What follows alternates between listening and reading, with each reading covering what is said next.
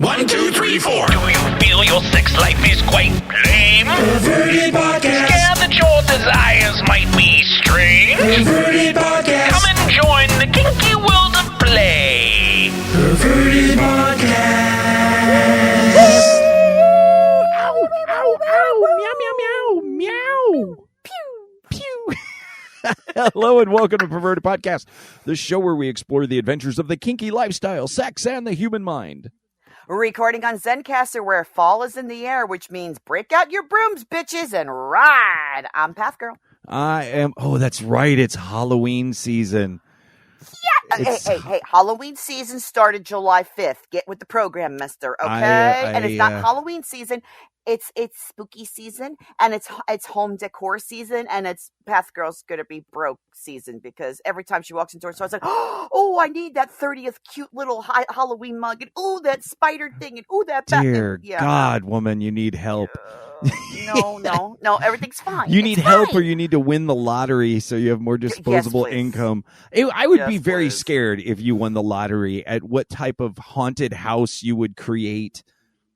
Well, half of it would have to be out of Legos because of Adonis. Yeah, that's true. Adonis would absorb your entire lottery winnings on freaking Legos. But then, go with me on this. Okay. You guys could build the first pornographic-themed Lego museum. And just bring Lego perverts from around the world to come and just make all these, like giant statues of people fucking and sodomy Legos and A Lego St. Andrew's cross. Oh, I'm here for it. Lego St. Andrew's cross. Oh my God. Spanking benches. And then technically, if you glued the pieces together, you could make a spanking bench or even a St. Andrew's cross if you put like support. And that would be extra torture-y if you put the bumpy side out.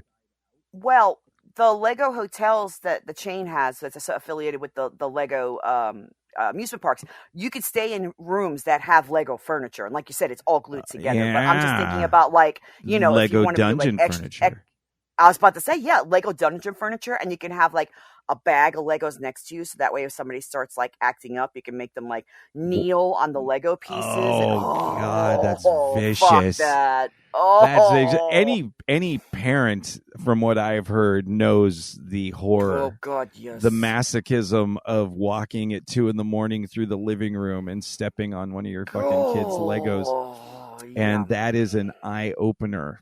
They have Lego paddles. Oh, I've seen the Lego paddles, or they won't call them Lego; they'll call them building block pieces. Right. Lego you get the shit suit out of you. Some of those paddles are just fucking nasty, but they leave amazing marks. Yeah, I'm telling you, Lego kink and Lego. I mean, it goes together. And for those of you that are new, first off, welcome and hello, welcome to Perverted Podcast. I am Count Boogie, by the way. It's so fun to take the things. I know it sounds creepy, but there's such a power in all of these things that were fun in our childhood that now that we're an adult, we now make an excuse to play with those toys without any social shame. Because it's like, well, I'm just playing with Legos because I love fucking playing with Legos, or I play with Play-Doh because I loved Play-Doh as a kid. But now as an adult, you're like, yo, you don't do those things. And we're like, no, we'll do it in a kinky way. And then it becomes adult and we can do it again. Well, I even remember you talking about when you used to play in the dungeon and like you'd spin a globe and you put your finger on like a country and go, what's the name of this country? And you'd have 2 or 3 submissives sitting there going, I don't know what the name of the country is. And you like smack them and stuff when they get the answers wrong or... Oh, that sounds like a lot. There are a lot of ways. Of stuff you could do. Yeah, there's a lot of ways to kink up your the things like either from school or your things that you played as a kid. I just don't know if kinky lawn darts is going to come back. I think not. For those of you that are younger, lawn darts were a basically 1.5 pound spike with wings on it. That drunk people stood 50 feet apart from each other, and there was a ring on the ground, and then you tried to throw it across the yard and have it stick into the lawn. But it killed people because mostly drunk, there was kids that killed themselves with it, but then there was adults that impaled themselves, and people died, and now they're kind of outlawed. I think you can get them on eBay. I think you can get long No, darts you on. can't. Really? Yeah, there's restrictions on like You looked. even like no, but like there's been times like there's certain things that I've wanted to sell on eBay and they're like, hey, you can't sell this because it could hurt somebody. Like the old style kerbangers, the strings on the ball that were like the metal. thing that you pushed up and down. Yeah, those things can mess yeah, you up. but yeah. So basically, the ones they have now are all plastic, but the ones that we grew up with were like the really hard plastic. You can Cement, beat like somebody there's in the head. cement with wrapped in gunpowder, so they banged every time you smacked them together. I'm sure some eyeballs were injured from chunks of exploded concrete. But you know, somewhere in the bottom of somebody's kink bag in a dungeon right now, There's there's right probably there. a set of those that somebody's using those to beat an ass, and it's amazing. There's a pervert doing it. There is a pervert doing it. But did you went to a party last night? Yes. Creepy and I went to a party last night, and the whole tribe, or most of the tribe, went. I did not partake of play because I have a lot of stuff going on with the upcoming wedding, but I did have a little personal victory, which I was very, very happy about. Okay. So it was back to school night. So, Right. Of course, everybody shows up in their, kinky schoolgirl outfits. Sure. And I have lost 40 pounds. Woohoo, yay me. Congratulations. But Congratulations. Hard work. I had a whole bunch of play outfits I've bought over the years. Like after Halloween, I would always go and get some cute play outfits to wear to parties. I have like barbarian outfits. I have kinky schoolgirl, kinky nurse. And something said to me, go dig around in that bottom of that drawer and see if you could put on the kinky schoolgirl outfit. And it fit. And not only did it fit, it looked fucking good. I had several people stop me and said, holy fucking shit. Nice. Holy Congratulations. shit. Even Creepy was kind of like, how you doing? But I'm the funny thing is, when you go to a kink event, for people who haven't gone to public kink events, if you want to take any pictures at a kink event, like they put tape over our cameras so that way nobody can take a picture. Right. And they obviously give you instructions. You can't take pictures anywhere on the property unless a dungeon master or a dungeon monitor rather monitors it and come make sure that you'll yeah. come and take that one picture in a place where there's nobody there, Exactly. So if they have time to do that, by the way, because I've heard people bitch because the dungeon monitor's like, dude, he or she is like, I'm watching all these other things. I don't have time for you to take your picture. Right. So the answer is no. Right. We had 3 or 4 people who were running the desk, and also like, if a normie were to walk in the front door, hey, this is a private event, even though there's signs all over the place, people are stupid, like, hey, what's in here? But so I grabbed one of the dungeon monitors and said, hey, could you take a picture of me and my friend, Girl Scout, because she was wearing a Girl Scout outfit. It was really nice. Cute. And so then she took some pictures, and we, made sure we're for the corridor, no one was behind us, blank wall, nothing identifying. And she said, oh, great, here you go. And when I got those pictures back, my jaw dropped because I was like, I look fucking good. I look fucking sexy, man. You did it. You've been putting in the work. That is fantastic. Oh, it's my a God. fantastic story. But so I got to watch Creepy and Mina do a needle scene, part of their needle scene. Okay, well, don't tell me fun. about that needle scene because obviously Creepy's going to be talking about that when we talk to him next. But I got to see some really interesting scenes. I got to see a guy who is front on a St. Andrew's cross and taking a really long flogger scene to the penis. So, hey, you had fun? Great. It was very interesting to watch. It was also a very sex-positive party, so I got to actually see 2 or 3 people going at it on some spanking benches. So cock, flogging, fucking, and needles. Yeah. Sounds like a hell of a party. Fun Saturday night. One Saturday night. Well, shit, we got a topic to get into, so let's go do that. All right. Should you pet it? Should you wet it? What's the proper way to get it? We don't want you to regret it, so we answer stuff from Reddit. All right, Path Girl. Yes. I have some perception here going on. Like I'm getting psychic energy, which I'm going to talk against psychic energy for this post. But I'm having some psychic connection with you that you are most likely going to have some strong opinions about this post. Whatever gave you that idea? I don't know. Just call it young. just my gut. It's just my gut. It's this magic tingling feeling that I have.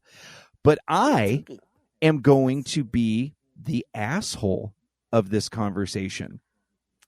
Really? That's a big stretch for you. I'm going, well, It's not a big stretch for my asshole. I've been constipated for days. Ow! So much rice. Eating so much rice. But yeah, so this is going to be a good one. It's very long, so I'm going to try to jump as much as I can jump. And so this was from a new person on the Reddits that said, how do you know if a scene went okay or not? That it's a quick answer, but let's get into the thing. So she had a spanking session with a dom for the first time. She's only had a few of them before, and she connected with this dom years ago when she was real young, and they talked extensively about meeting, and then she got too scared, so she bailed out, and then they've now reconnected after years, and they had a lot of discussion. They talked extensively, and they decided to meet up, and they discussed things like limits, implements, interests ahead of time, and she felt pretty good, and we agreed up front to a disciplinary spanking, which is not a nice spanking. It's for discipline, for real offenses. I think that's very important. So with the role play elements. So what that means is, hey, what are you working on in your life? And they talked about this. We talked a little more in detail about what I wanted to work on and why I was getting a spanking.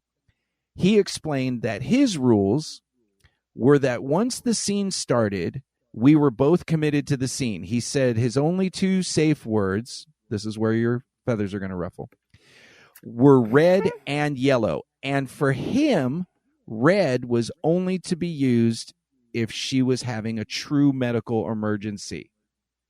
Okay, that. And yellow was if I needed to catch my breath. Now then, this is all developing. Yes. So a lot of negotiation, and now we're here. These dropped this bomb. I felt a little unsure. Felt is the key word. I felt a little unsure and uncomfortable with those rules because it kind of felt like not really having a safe word, which is true. Like it didn't seem like if I was really having a truly negative experience, there was really a way out. But I also felt like maybe that kind of fit in with being in a discipline session. When the discipline, obviously this is not going to go well. That's why we have a post. We don't even have to explain this in advance. I'm just being quiet. So the session started. I felt mostly okay. He spanked me hard with his hand and then moved on to a belt. I've been spanked with a belt before, but this was much more intense. I think northward of 20 hits at least. Hard to remember exactly. When it was happening, she gets really overwhelmed and felt terrified from both the pain, nervousness of being with a stranger and feeling like I didn't know if he would stop. But I also felt I couldn't say anything because I had made a commitment to stick with the scene. I know I'm leading with my reading. It's a douchey thing to do. I'm not reading like a journalist. Fuck off. Right. I started crying really hard, which I have never done before. Eventually, he moved on to small wooden paddles and spatula. He finished with another hard spanking. Overall, the spanking just seemed a bit more intensive than had been discussed and significantly above the level I've experienced before. By the end, I was just in a lot of pain and felt really scared. He did do aftercare, and I tried to seem like I was fine, but I was kind of too scared to process it. So then she goes on the next 2 days. She's swollen, whatever. We talked on the phone. He said he was really surprised how I felt and that I was limping and slightly visibly I guess she has dark skin, but he was surprised she bruised. In our earlier text before the meetings, I described my pain tolerance as average, but he said I was probably in the more sensitive level, of people he had spanked, since he has spanked hundreds of guys. Maybe this is a guy. Maybe it's a guy. That's what I'm beginning to wonder. Oh, okay. Maybe it is a guy. Okay, so it's a guy that took the spanking. Not necessarily, but yeah. Yeah, but whatever. Overall, but it's a weird thing to say if he's like, well, I've spanked a lot of guys and you're the different. So maybe this is a guy. I totally did not get that. Overall, it kind of seemed more like he just thought I was overly sensitive and kind of seemed more concerned that I had given a less than positive feedback. Now we're getting into douchiness. Blah, blah, blah, blah, blah, blah, blah. The end is, and the spanking did motivate me afterwards to stay on top of my goals, but I still feel worried about future sessions with this guy. Okay. I don't think it makes any difference to me in my points whether this is male or female. It shouldn't make any points because we're talking about you are an adult. Yes. And go ahead. I am going to start. I'm going to do a compliment sandwich. So, yeah, okay. So I'm very happy that this really awful person and this awful scene got you to help work on your goals and stay motivated with that. And I'll do the back end compliment. You know, normally you do compliment, bad compliment, but I'll just do the other compliment of, and I'm glad you reconnected with this person after all this time. Everything in the middle, fuck that, fuck no, fuck no, hell no, fuck off. Okay, now, I understand that you can negotiate a very hard scene. Right. Okay. Usually you negotiate a very hard scene with someone you know for a while, someone you've played with, you ramp up, you learn this person's way of playing and they learn your way of playing. You work on what your limits are. You work on, hey, I know I can't hit this person here or they get triggered there. Just meeting up with somebody that you haven't seen in a long time and go, hey, could you really just beat me within an inch of my life and then only have a yellow safe word and a red safe word? Fuck no. Where the red isn't even a red. The red's like, hey, I'm dying here, call an ambulance. Or yellow is, I need to catch my breath. No. Hard scenes like that. Now, disciplined spankings can be absolutely fucking wonderful for the top and the bottom. They can be very therapeutic. There have been times I've gone to Doc and Donis and said, I need you to make me cry. Sure. And they know my limits of, I could do this, this, and this. And if I go a little bit harder than normal, I will make her cry because that's what she wants. Okay. At the same time, during that scene, if I were to call red as a safe word or say my usually if I need to slow down a bit, I'll say mercy. Meaning, I love what you're doing. Just slow it down a bit. The pain's getting ahead of me or my headspace is starting to go out. Just mercy. Yellow is, hey, that's intruding on, like, hey, that could hurt if you keep doing it or whatever. But mercy is, I love what you're doing. Just slow it down a smidge. There is nothing here. We have either white or black with this. And it's just... Yeah. And the fact that it's like, oh, I've beaten other people before and you don't seem to be able to take as much pain. Fuck that. Well, that's douche. That's just pure douche. I mean, it's just, I know people that are very hard bottoms and they're just having a bad night and it's like, or they get hit the wrong way. And, you know, fucking Doc, who loves to punch somebody, broke his hand during a scene. I mean, it's like, this guy just screams douche, douche, douche. And I'm just, no. Hard scenes like this, yes, the negotiation was fine in the beginning, but you got to start off with, hey, let's go hard for 2-3 minutes and see how it goes before we go to let's do an entire scene and not stop unless we have to call an ambulance. Fuck that. No. Well, Path Girl, you have clearly stated your preference for a play scene. Was I clear? And you were pretty clear. And you were also pretty clear on who you wouldn't play with. And I think that's very important. Yeah. That is absolutely why we have these discussions to find out in our play scenes. This is why we have this is why we have our discussion here, because we're talking about having the discussion prior to your play scene and things you should know. And for new people, it can be a lot of pressure to be like, I want to do this right. You have a lot of new people come in and they say, I want to do this right. I want to be the right dominant, or I want to be the right submissive. I want to do it right. And that can get you in a lot of trouble because you actually don't even know what's right for you. And that's what it all comes down to. The right in your head versus the right for you. And Path Girl, you have just eloquently expressed what is right for you. And because you know that, you can now express that in your negotiation. But you have a lot of experience in this lifestyle. Yes, and this person sounds like they don't. Very new. This person is very new, so they don't know what their limits are. They don't know what other people's limits are, because that's where we get into so much trouble, is that assumption that if we psychically think no or stop, that somebody is going to pick that up and stop. And that's not how humans work. Yeah. People are different. They have different points of view. They have different experiences. They may have played with these people before and they were all this way. So they just kind of, they just go with it as though that's the way it's going to be. And I'm not going to give the Dom a pass, because there are things that were said afterwards that, he was looking for a good review and he didn't get it. And so instead he started gaslighting the bottom. That I absolutely, you are a douche. Yeah. I wouldn't have had a play scene like this. For me, my personal scene, I would not have had a play scene like this. But I can't keep coming back to the bottom, having responsibility for yourself. And to any new people that are curious about kink that are listening, I'm going to say this, and I don't care what you think. You are responsible for yourself 100% of the time. Yes. You can never expect somebody to know what your limits are unless you have brought that to their attention.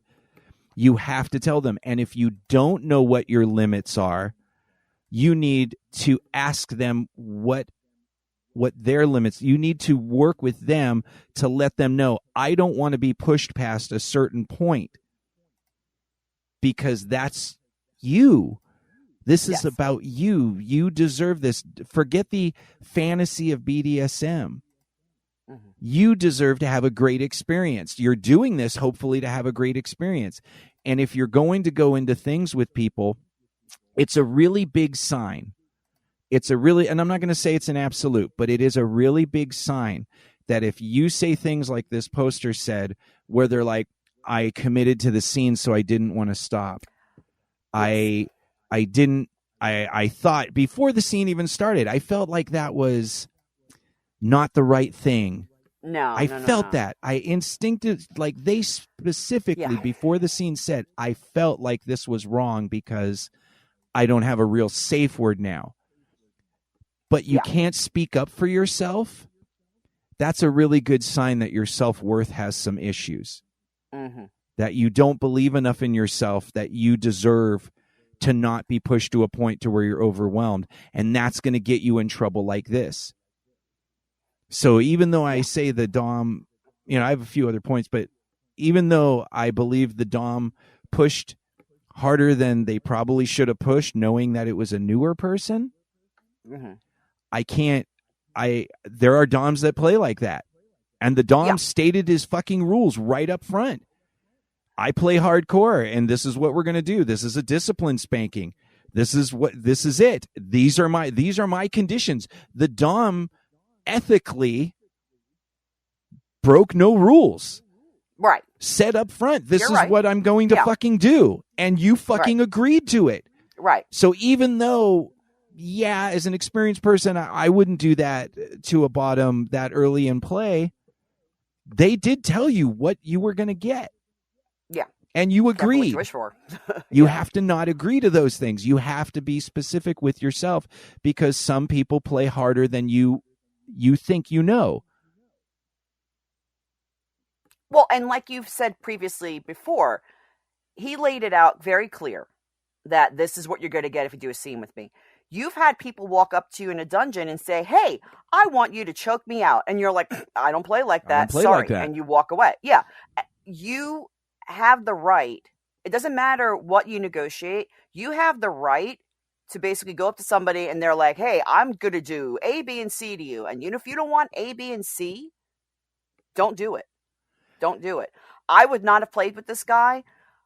If I wanted to do a discipline scene, I would have just started with 5 minutes of it, or, hey, we're going to do 10 swats, and basically I'm going to go as hard as I can, and let's see if you safe word. But then again, the safe word has to be agreed upon for both people. When this person's like, yeah, I really didn't have a safe word. No. That's not safe negotiating. I mean, I understand what you said about like the guy just basically walked in and goes, here's what you're getting. And the bottom's like, okay, I guess. If you have to, I guess it, no, it has to be 110%. Yes, I'm agreeing to exactly what this person wants to do to me. Because then you can't complain later because you agreed to it. But when you're kind of hemming and hawing your way into a scene, and then you're like, I really didn't like that. The bottom does have some responsibility on this, but it's just the douchiness. It's and it's just, and then like you said afterwards, where your pain tolerance isn't that bad, or we're gonna do it again, but make sure you stick to your goals, and if you don't stick to your goals, it's gonna be worse. What the fuck? Yeah. I'm gonna say the guy was a douche. Absolutely, saying the top was Red a flag. douche. But let's just go into our own personal experiences and a new person's experiences. For the new people that are listening, don't do this. Yeah. Don't do this to yourself. We're so hyped up, and maybe I'm not going to find someone else to play with. That's the cost of being a fucking adult. Mm-hmm. The cost of being an adult is you're going to play in an adult world where adults don't connect on how they think, and your job as an adult is to protect yourself, is to speak up for yourself, even if it means not playing. I have passed on multiple people because what they want is not what I feel comfortable with as the top. I've said, or even I just don't like what their vibe was. Mm-hmm. And I don't have to play with anybody. Right. And I understand that there's been people that I'm like, I really want to play with that person. And then we talk for like a few minutes and I'm like, I'm never going to play with this person. Mm-hmm. Well, and new people, if you're not sure about what you want in a scene, especially if you go to a public dungeon, if you have a friend that's in the lifestyle, have them help negotiate for you. Or even there's plenty of dungeon monitors that have help negotiated scenes, and like talk to a newbie and like, hey, I want to beat you within an inch of life. And then the dungeon monitor is like, are you okay with possibly having A, B, C, D done to you? Okay. Yeah, this is a good time. Yeah, this is definitely a good time and once again, this is why we have shows like Perverted Podcast and all the others to let people know that it's okay to get help. Yes. And ask people how to navigate.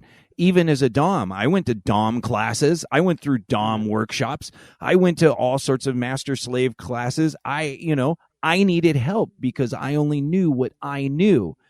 And there's so many possibilities of things that can be amazing, which I learned, but there's also so many pitfalls that you just don't know. And I was thinking back to a scene that I did with somebody, and it wasn't glamorous. Somebody wanted to yellow. They're like, I really want to yellow in a scene. And it was when I had the harem, which was a wonderful time that I miss. And this was someone we had played a bunch of times, and they were a very heavy bottom. And so it was a double scene where I had Mew and her, and I knew I was going to go light on Mew because I think she was on her period, and I was going to go heavy on this person and push him to yellow. And I think in their mind, they thought differently. I heard, you want to be pushed to yellow. We only have a short time in this room. And so I escalated very quickly. And in 10 minutes, she was like, yellow, what? And I'm like, that was the goal of this scene. And she had a script. She had a script in her head that it was going to be a much longer build. And thinking back on it, I failed in not negotiating deeper. True. And I've thought about that because obviously I remembered it for this, and I'm like, when was I a douche? When did I push hard? But also, there wasn't those specifics put down that someone says, I want to go to level and I want to be pushed to yellow. I've played with you a couple times. I kind of know this. And then you go for it and it doesn't work out. And so I feel bad that it doesn't work out or that she expected something different. and I can think through, oh, maybe in the future I need to talk more thoroughly about the approach, or, there's things that I can do. But ultimately, bitch, you said you wanted to yellow. Yeah. And you didn't give me any parameters on time or how long that's going to take. So I pushed you to yellow. And so, okay, I'm sorry that you didn't like that.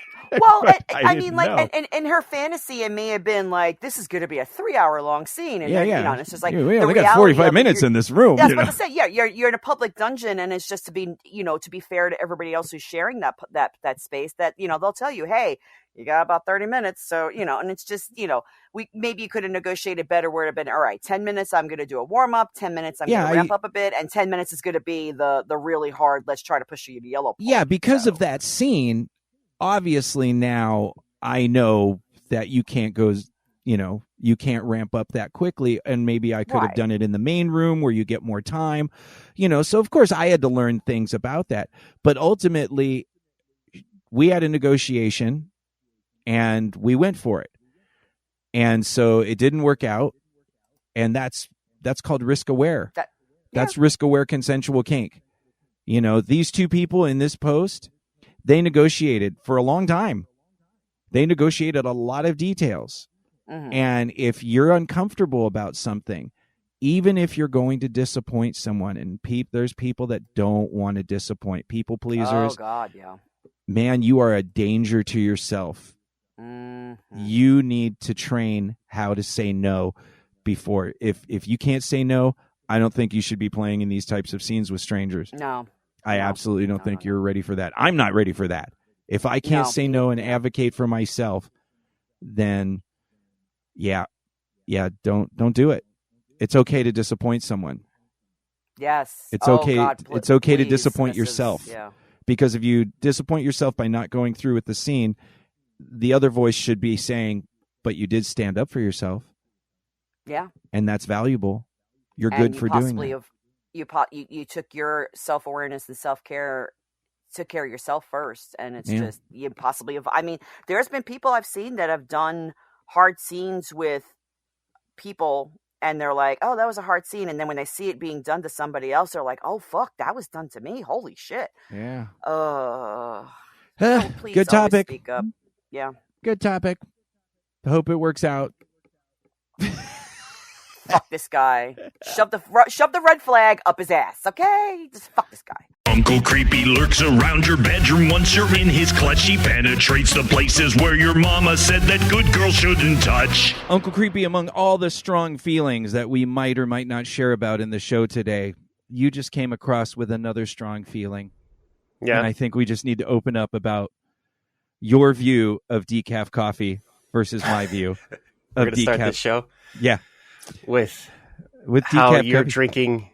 You're drinking coffee flavored water, sir. The benefits of decaf coffee are slim to none, with the exception of drinking coffee. It's a placebo. It's a placebo. It's just drinking coffee, but it just doesn't close my veins. Sure. And it doesn't cause me anxiety, and it doesn't, because I don't drink coffee that's not like motor oil. Like, I'm not like, let's drink a coffee with a little flavor and some milk and all these little flavors and stuff like that. See, that's not coffee to me. Coffee to me is when you take a bean and you grind it and you make something black and evil and drink it, and it tastes like earth in your mouth. Earth, but liquid, death earth, hot earth. You took the blackness out of it and just left the color. It's a black coffee color. No, that's not what it is. It's still coffee. It's still a bean. It still tastes like coffee. I just don't need the fucking heart attack that goes with it. I can do things with my health like cardiovascular and eating better to increase my energy. I don't need a drug to do it. Yeah, so, I need the drug. Okay. Well, yeah, I'm not faulting you on being weaker, but don't be slamming on a decaf. Everyone slams decaf, but it's still coffee. You still comes from a bean. Whatever. I'm getting defensive now. Yeah, it's a little little defensive, but fine. Fuck your coffee. It's great. You're fine. All that is man. Yeah, all that is man drinking. Decaf. All right, I wish I had heroin. That's really what it comes down to. I miss heroin. I never did heroin. That's the one drug I never did. Same. I looked for it. I was close to it. I had a guy, and we were going to go get high, and he's like, well, I got to shoot up right now. And he shot up in front of me, and it was all bloody. And he was all, but we got to get, because I didn't want to use his needle. So we were going to get clean needles, and we were going to try it. And I was all excited. But then he just, as junkies do, he kind of just wandered off, and I didn't see him. He was a gym fitness trainer. He was a junkie fitness trainer, and he would shoot heroin and do speedballs with cocaine and heroin, and then go train people. And perfect. That was pretty good. It's steroids, pre-workout drinks. Those are the drugs of choice that I've heard of. But heroin, man, heroin. It apparently puts you in a good mood, and you can deal with people whining about their bodies. Belly flat, belly fat. I can't deal with these triceps are hanging. Creepy, can you turn your headphone volume down because I'm getting a little delay? Oh, son of a monkey. Turn that down so a little bit there while I sip some of my flavored water. Ass water. Got it. How's that, Boogie? Can you hear yourself screaming? Probably a little bit better. All right. I got to get better. So I thought I'd make some light conversation for us to start with, because we do have some sad news that we are going to talk a little bit about without including the third party, because the third party is not here to talk about, what they think about it. But last time we talked to the Perverted Podcast listeners, we were all excited about the potential of a threesome between your wife Spike and you, and it was gearing up towards that. And then the new lesson of the day is, hey kids, shit can change pretty quick. Pretty fucking quick. So I am no longer partners with Spike. We came to a mutual agreement of discontinuing the partnership that we had. Okay. For reasons that are ours and that we won't discuss without the third party. Right. All good things end. And I think that's the give and the take of it. The lessons and feelings that I have can be discussed at a later date, I think, right? Yeah, no, absolutely. But obviously, first off, I'm sorry. I know that was something you cared a lot about, and I know Spike cared a lot about it. And not all relationships are about cheating or some horrible, vicious thing that happens that ends a relationship. Sometimes there's just an emotional incompatibility or whatever, there's a number of reasons, and you can just say, hey, right now this isn't going to work. So and that's exactly what the discussion boiled down to. Yeah, and so obviously, I care about both of you. I've known Spike for years, I've known you for years, and I love both of you. Yeah. And I'm glad you guys are talking about it, and that you communicated a lot about this. And even though it's a sad outcome for right now, I still have to commend you, and I that's why I wanted you to at least share a little bit about that. I don't want to get you all sad, because we have other fucking crazy shit to talk about. I mean, it's the sadness makes it more real. It's that whole idea of like, I'm so sad because it was so good. So yeah. But it's going to change. We're still going to see each other. We're not going to like go to clubs and be like, oh my God, my fucking ex is here. I can't do anything anymore. I mean, those thoughts and feelings are all still there, but I think we can both eventually get to the point where we could still be good friends. We can still hang out, and who knows what the future holds. So, well, I mean, I'm just going to say, because I'm a pervert and I know both of you, I'm like, occasional ex sodomy is always good. That's what I'm saying. Like, there's nothing wrong with occasional ex sodomy because you have an established intimacy, but now you have a disconnect in the relationship. So then it can just be fun. Yeah. And maybe eventually, it's and I think eventually it can get to that point where, I can verbally degrade her and, and she'd enjoy it. Well, and once again, or that's not how it goes. I've been apart from you for a number of years now, and I'm very careful about how we interact because we still talk twice a week at least, and we're very involved as support in each other's lives. But she is in her new relationship with her boyfriend, and they are together. I am not I am not an option in that.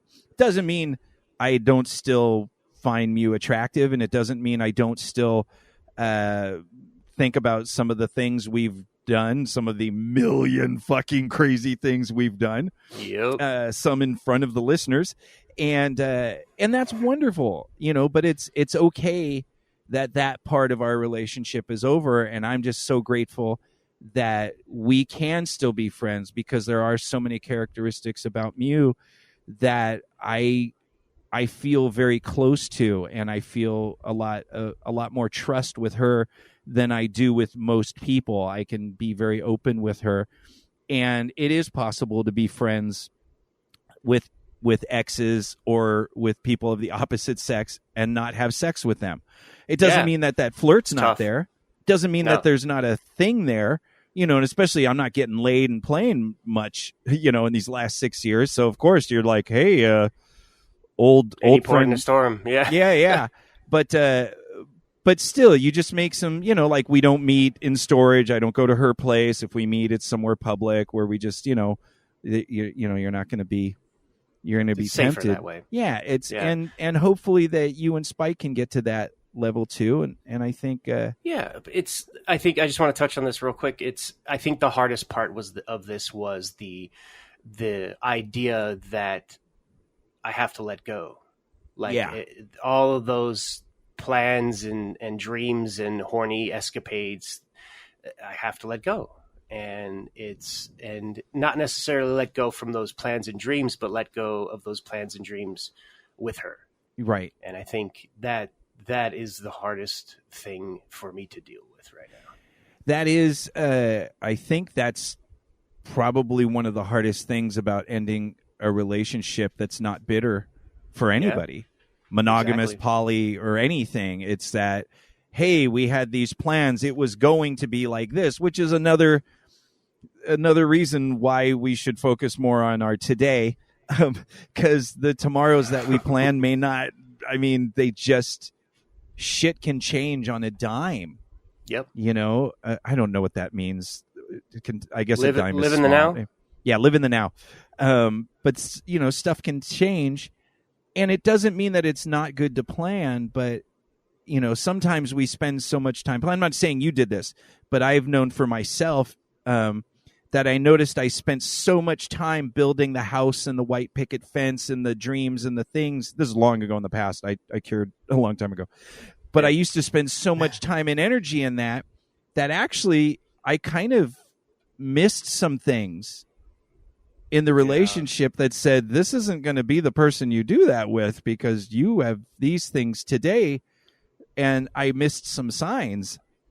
So for me... Same. Yeah. So, that's normal. That's absolutely normal. So, but your dreams are still there, and it may just have a new face and a new person. New face. And and that's so now you need, of course, 7 Help Me Rhondas, pervertedpodcast@gmail.com. If you would like to be Uncle Creepy's Help Me Rhonda and sex him back to normal. Yeah, you could please show up, and don't worry, I'll wingman for you. Yeah, dude, I'm ready. I'll wingman. By the way, I used to do this with Enigma a lot too, and I don't want to be a bummer, but nobody ever emails and makes that offer. That's okay. I have funny story. I have somebody that we met at the play party the night before the breakup that I've been talking to, and it seems to be going quite well. Okay, so you never know. You never know. So we have back to degradation and humiliation. Yeah, I was gonna say we could segue right into that with our personal degradation and humiliation of. This is a good topic, but it's a scary topic, and it does really show that not every.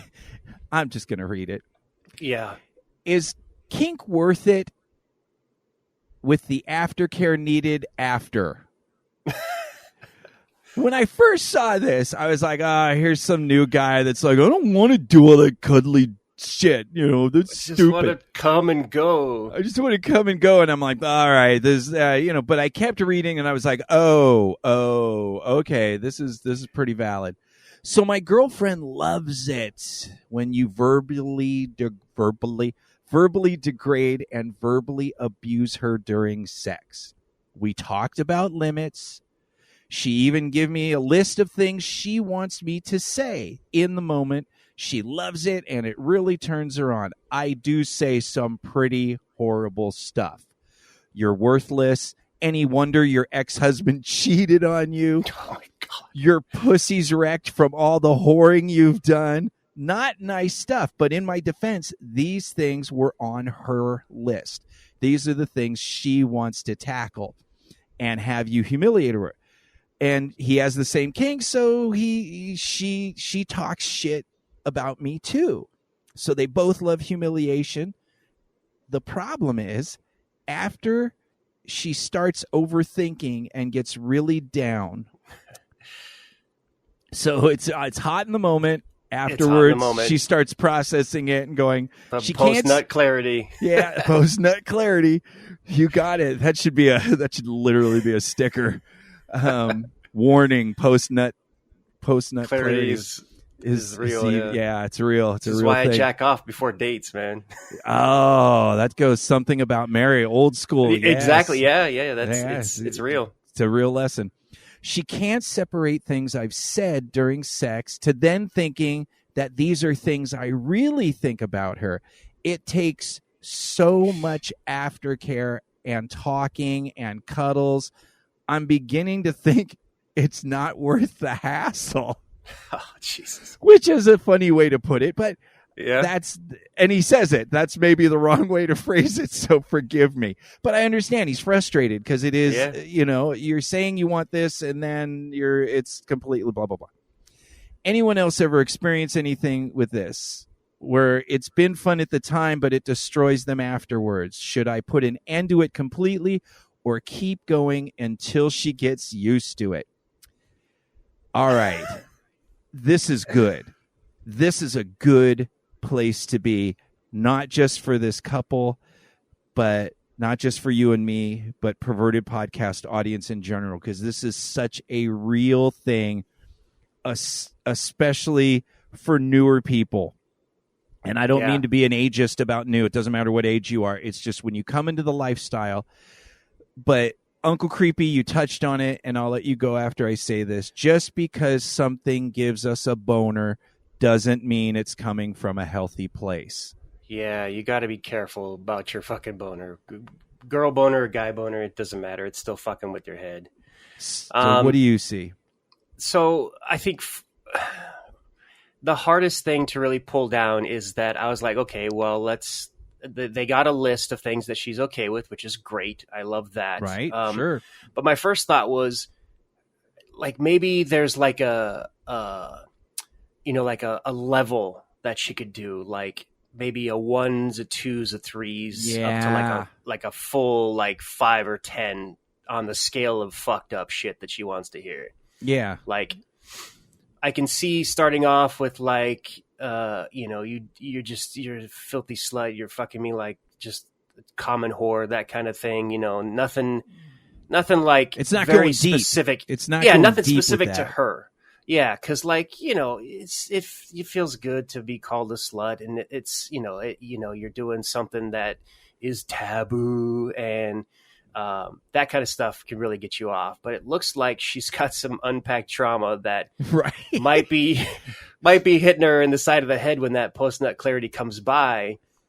But But I also want to say, like, you got to own this scene, man. Like, start to finish, you've got to own it. Like, when I do heavy scenes, I know what I'm getting into. I know that there might be a lot of aftercare. I know that I'm going to follow up, a day or two after to see how they're feeling, both mentally and physically, just to let them know that I still see them as a person, and that even though I called you all these worse things while I was fucking you in the ass with my boot on the back of your neck. Like, it's still me. I'm still a good person who went through this adventure with you. Right. And I feel like I don't know. I think this needs to just go a little bit slower.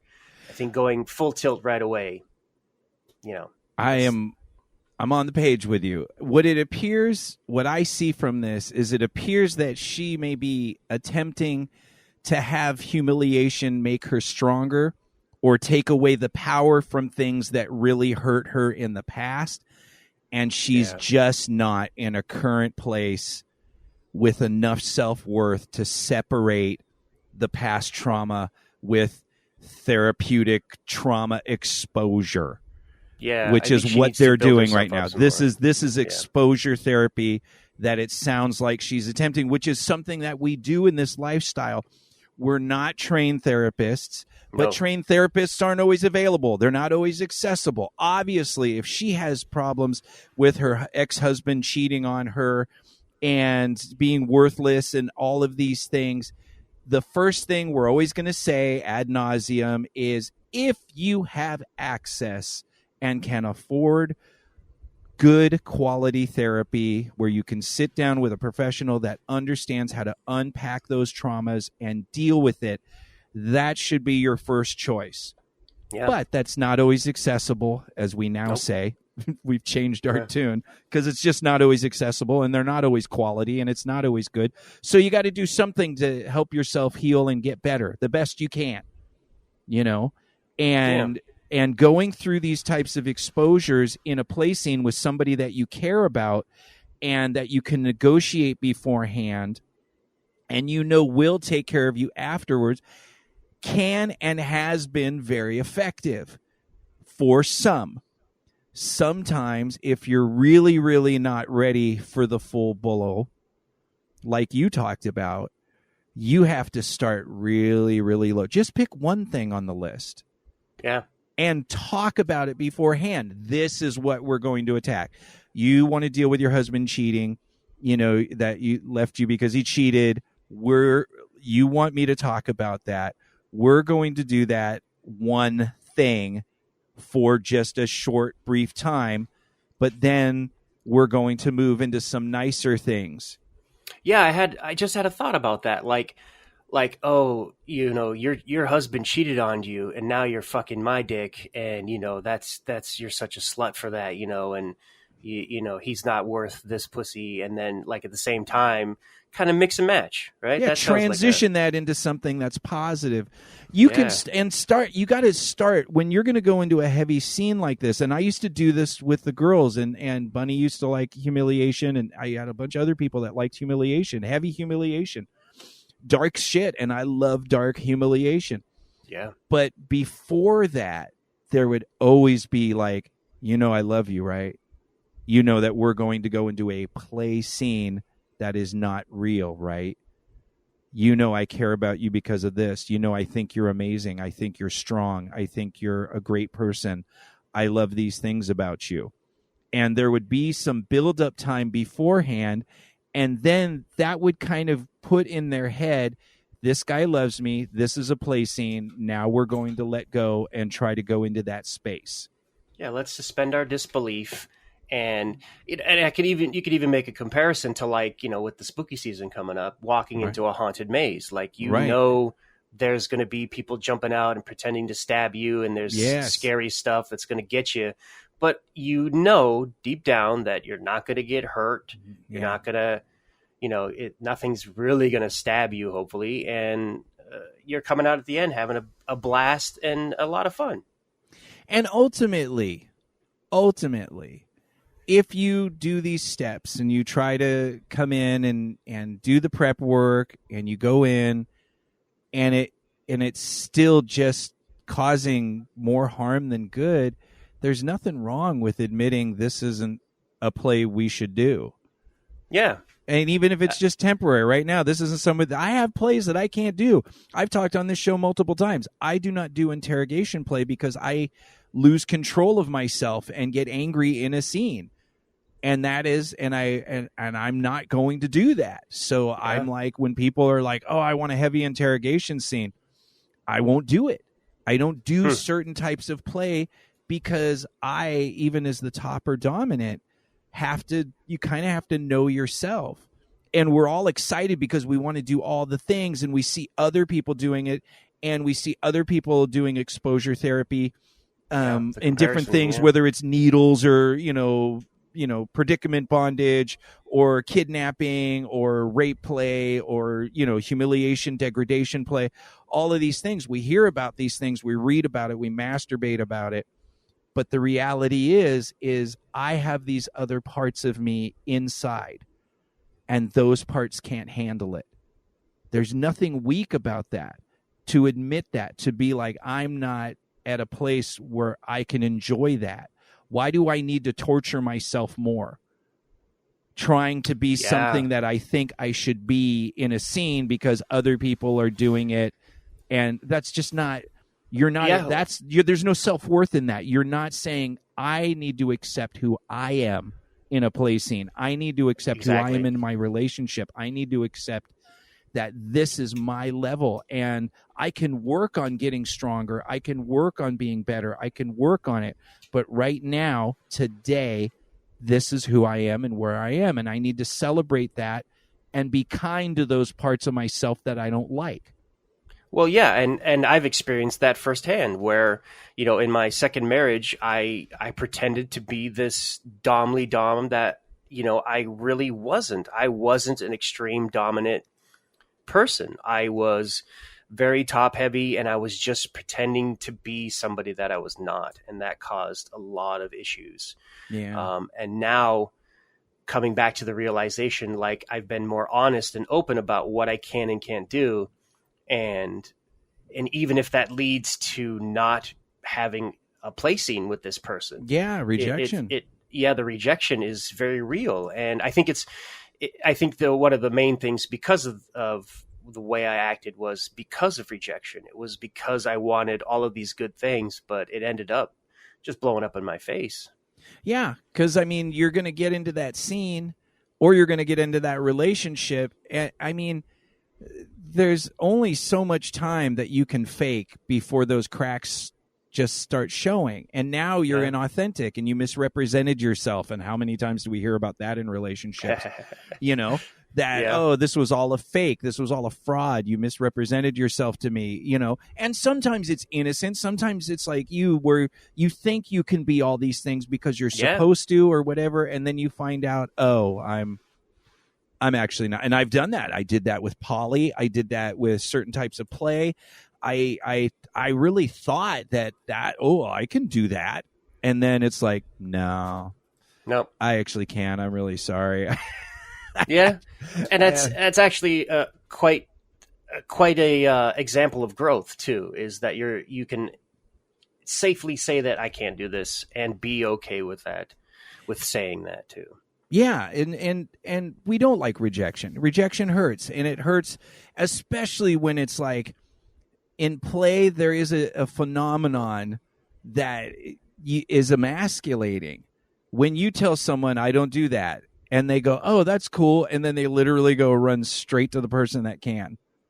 Yeah. And then you're like, and then that's that butt hurt there. Like, I don't do suspension bondage, not that I don't do it. I can do like super little suspension bondage, like beginner suspension bondage. But if somebody's like, oh, I really love that and I want to go up and, blah, blah, blah, blah, blah. And I'm like, well, can't do that. And then they're like, oh, and then next thing you know, they're in some rope class and, there's 20 pictures on their FetLife of them like looking all magnificent with their fucking pussy out and they're fucking, that's great.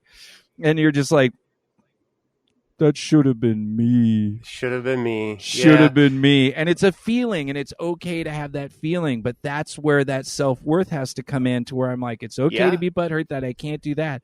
But you know what? There's about 150 fucking other things that I'm really goddamn good at. Exactly. And I will find those things and people that love those things, and that's where I can have my confidence.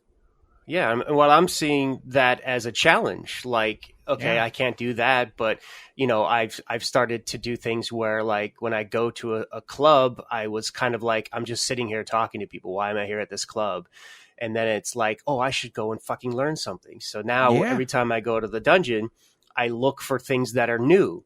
I look for things that I haven't seen before that interest me. And I'll give you an example. I saw a scene where the top had bit her or their bite marks into their bottom's thighs, like really deep bite.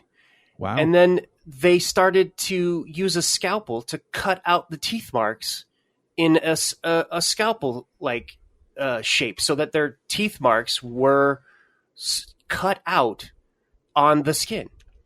And wow. That's and I just little disclaimer here. That's a pretty advanced play, kids. Don't just get scalpels and start chopping into people. That takes a lot of time. Okay, go ahead. Disclaimer over. But fuck, man, like, this is the stuff that I was like, this is why you come here. This is the things that you want to start learning. These are the things that will, put stuff into your tool bag, to where it's like, I can't use a scalpel. And I know I've talked about my scalpel play here before. Right. But I've gotten better at it. I've gotten time in which, I've done, I used to shake when I would poke Mina with needles. When we used to do a scene with needles, I'd be like, oh, fuck. And then, over time, you learn, you see how people do. I watched a fucking nursing, like, not nursing, but like what nurses do. Medical nurse. How to put in needles, how to run veins, how to, I did. Same thing. Went into the medical community. And exactly, that's the kind of thing that I see those things as challenges. Like, I can't do that, but, maybe that's something I want to learn. Like, maybe there's something there. Like, I've started to learn, we bought a shit ton of rope at a craft fair in the area late last weekend. And I want to learn how to start tying, because unfortunately there are, like maybe 4 or 5 riggers out here in North Carolina at the dungeons I've been to. Right. And there are probably 600-700 people wanting to get tied. It's a good time and to I'm learn. Just like, yep. And I'm like, well, shit, if that's going to get me some more, action, I'll do rope. And that's a good thing to point out. There's nothing wrong with that. I mean, that was, for me, wax play was exactly, I didn't even see wax play. I went to a party, and the class before was a big leader in the community, and she did wax play on her bottom. And I didn't even really know what wax play was. This is when I first came. This was like 20 years ago. And I came in and just heard all of the women drooling over this wax play scene and talking about everything she did. And I just, I need to learn how to do this. If this makes pussies sweat, I want. And you know what? There's nothing wrong with that, because that is, it sounds transactional, but it's like, the more skills that you learn, even if there's skills that you don't know or can't do, then there are so many things that are within your grasp. It really is an exciting challenge to go, hey, I'm going to learn this skill, and then seek out people that want that skill, like fire play and needles, and, even caning, and, different types of things, blacklight play, all the different types of things we learn that aren't super intensive as rope suspension or scalpel play, or, certain whipping, single tails take a long time to learn. I don't have to do all those things, but there's so many good challenges out there that you can learn those skills. And if you're on the bottom end, look for tops that have that kind of excitement about it. Because when people come in and they already like know everything, You know, I kind of just think it's fun. I look for people that are still excited about learning. I've met people that are 40 years into this lifestyle and they're still going to classes and they're still learning stuff. You know, they're still excited. And those are the types of people I feel real comfortable being around. Yeah. And exactly that lesson I learned coming from LA to North Carolina, I was like, oh, it's just going to be, you know, people doing light spankings and shit, like not as intense as LA, you know? And I was just like, some of the shit I saw, I was like, what the fuck was I doing with my life? Like, I still can't get over that guy with that fucking boat buffer. Like, this guy is a genius.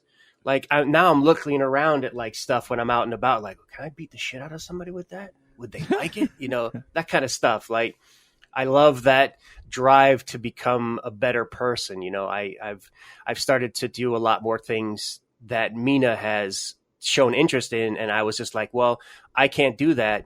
Maybe you can find somebody else. But, you know, I've started to learn more things that Mina's been into that weren't necessarily in my wheelhouse, but I could do for her in lieu of her finding somebody who's really into it. And that's right. That's been fun as well.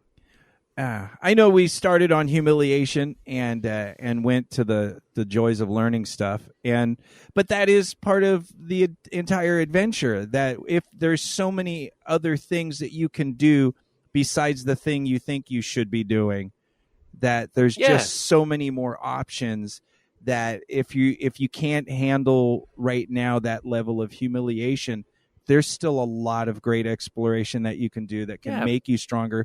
For this person, this chick needs to definitely work on her self-worth so she can differentiate between play and reality. Yeah, before put it she on goes, the shelf for now. Yeah, but it's good. Great topic. And once again, Uncle Creepy, sorry about you and Spike parting ways, but I know you're going to get stronger for it. I know she's going to get stronger.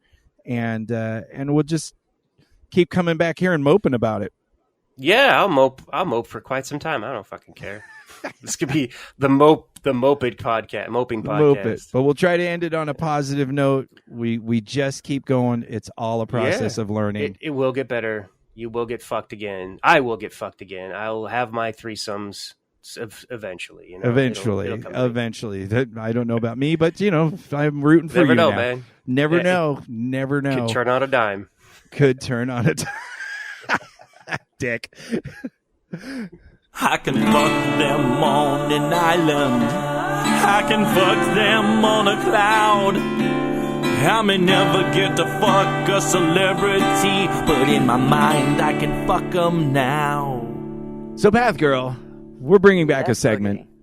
Yes. We're bringing back a segment. I put out a request on the FetLife group. We do have a Perverted Podcast FetLife group if you're on FetLife. And we're bringing back Celebrity Fantasy. And because I think it's important for us to fuck our favorite celebrities and let people know. And some people disagree with this segment. That what is it called? Fan fiction? Fan when it's porn though. Why can't I remember the term for this? I can't remember either. But it's been so long since we've the train remembers. God, I hate trains. But anyway, because some people are like, oh, that's disrespectful. And it's just like, yo, if you put yourself out there, then people are going to fantasize about you. And it's free and it's legal. And I don't give a shit. So, because people are like, oh, you say all these things, you know, Aubrey Plaza and Anna Kendrick and dirty, horrible things. Yeah, they know. And if you don't, tough shit. Don't be a public figure. Well, and hi, how many like hot women are sitting there and like, there's some guy like watching my movie and spanking it off somewhere. It's like it's part of the thing that sucks. Well, it's women you have a right to fantasize. You're not going to dictate to me what my fantasies are. That's what this is about. This is about it's okay to have a healthy fantasy about a celebrity because what you're actually fantasizing about is not real. Exactly. It may look like Aubrey Plaza, but it's not Aubrey Plaza. It's a fake thing in my head that I'm making up, and I'm using their image, and people can use whenever we've done segments on the show where people like do to us what they want to do, for some reason I get fucked in the ass by everybody. That's I understand. Nobody takes me out to dinner. Nobody's like, oh, first I'm going to take you out and bring you some flowers. No, everyone's just like, I'm going to bend you over and have a fucking 3,000-pound bull fuck you in the ass until you bleed to death. It's never nice. I'm my poor little asshole. Aww, but that's I'll just buy you flowers. buy me flowers and then sodomize me. Great. Pretty much. Did I mention I'm not really into butt stuff? Thanks. No. But that's your fantasy. I don't care what your fantasy is. Fine. I'll swallow 10,000 gallons of gay bathhouse cum. I don't care. We need to isolate that audio and It'll be used at some point. Fantasy? What's Boogie? Yeah, it'll be used someday, I'm sure, hopefully. But so yes, celebrity fantasies. We're gonna get into some today. I'll start with the ones online, and then you and I can do our own. Sure. I have a good one that someone that you wouldn't think would be a celebrity fantasy, but it is. Uncle Creepy had a couple. I put them together.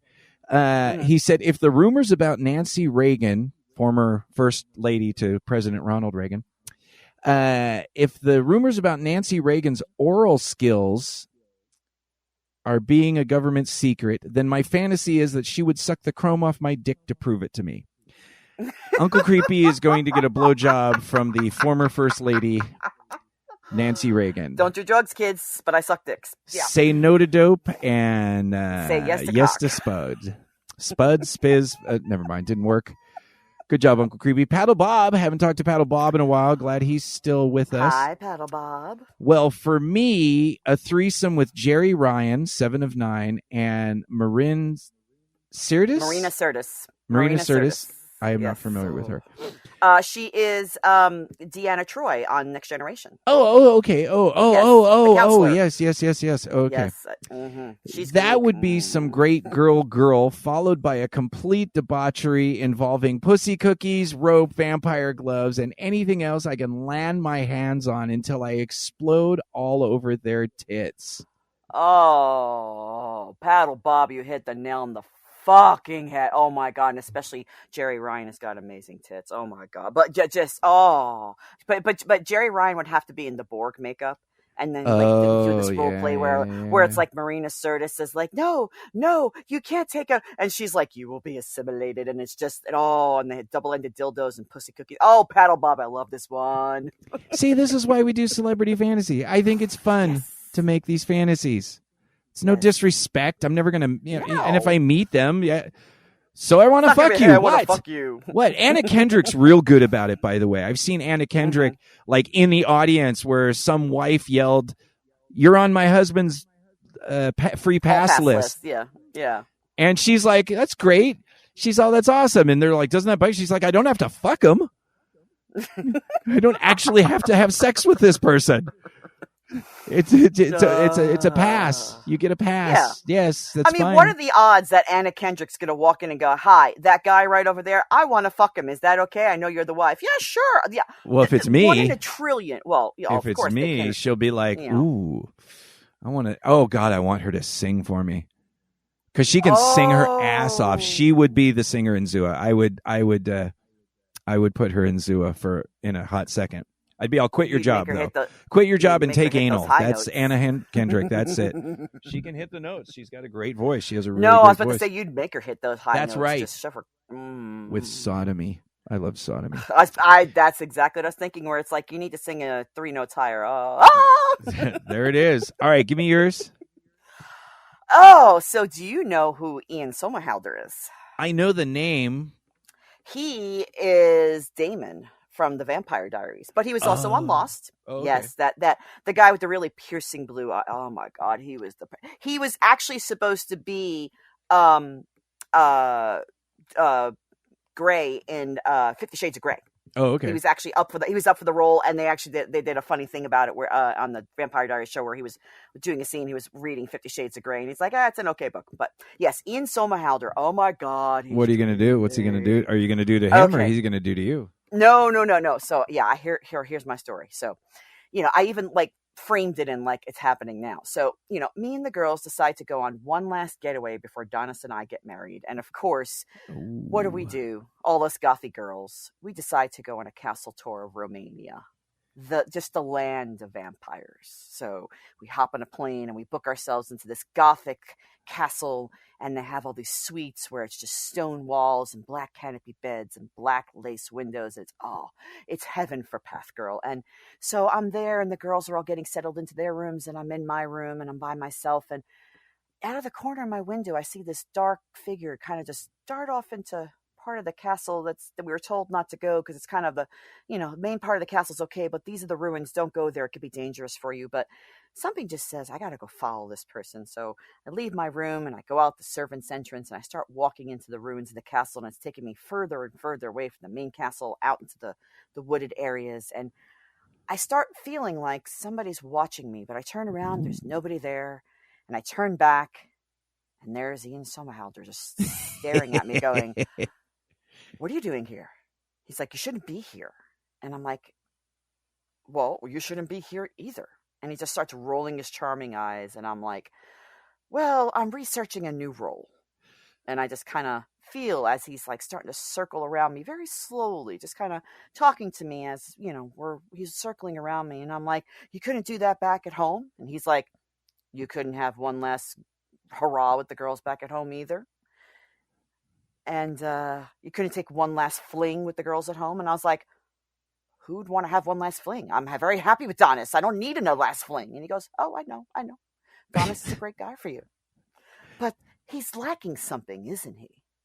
He's lacking a certain darkness, isn't he?" And I just feel him kind of just standing behind me, playing with my hair. And I'm slightly annoyed, but I'm also slightly intrigued, because why is he standing behind me? And just... Is this the erotic novel version?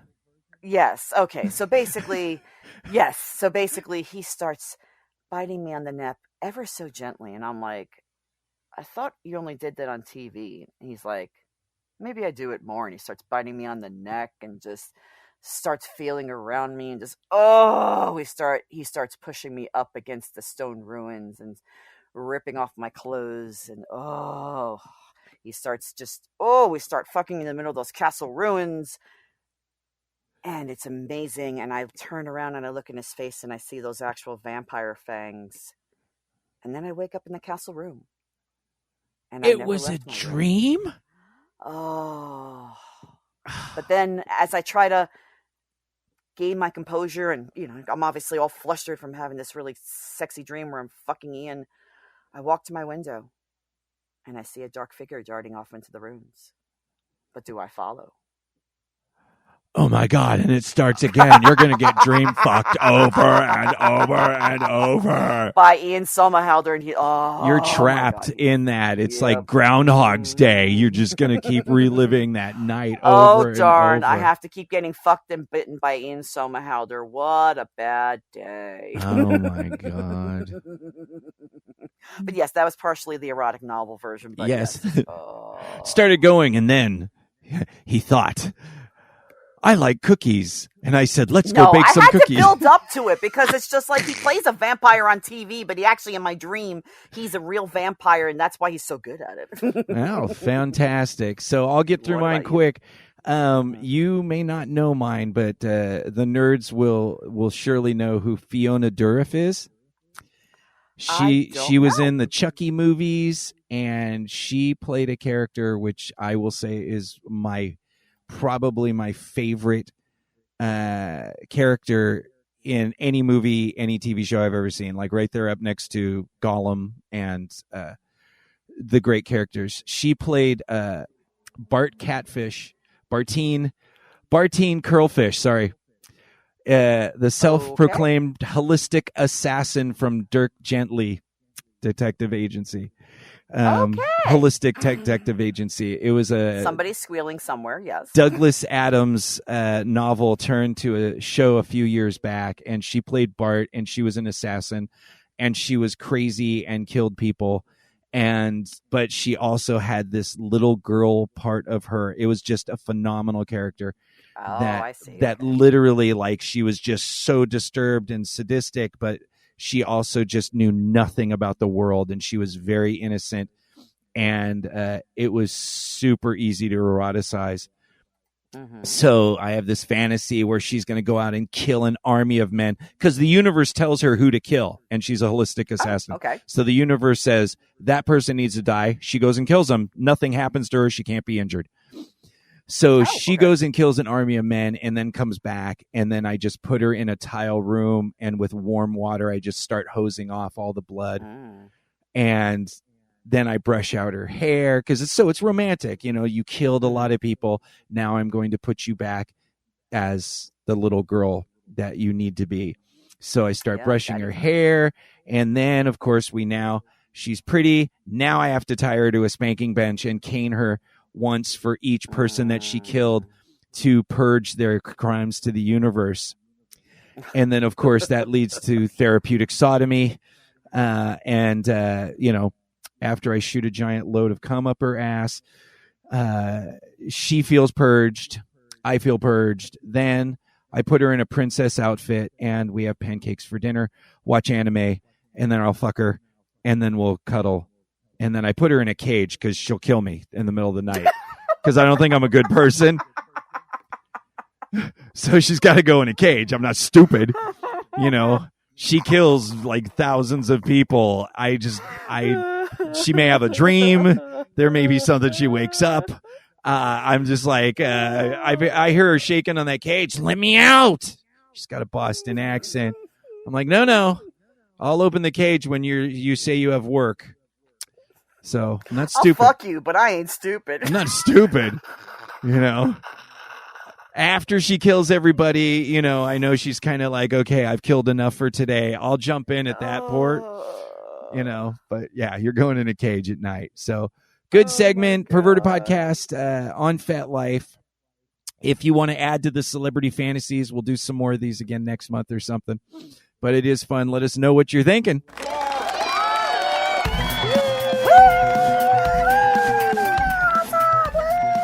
And that is the end of show 434. Thank you so much for joining us. If you have any questions, comments, or topics you'd like for us to talk about, please reach out to us at pervertedpodcast@gmail.com or find us on TikTok and Instagram under the name Perverted Podcast. And on FetLife, there is both a group and a page.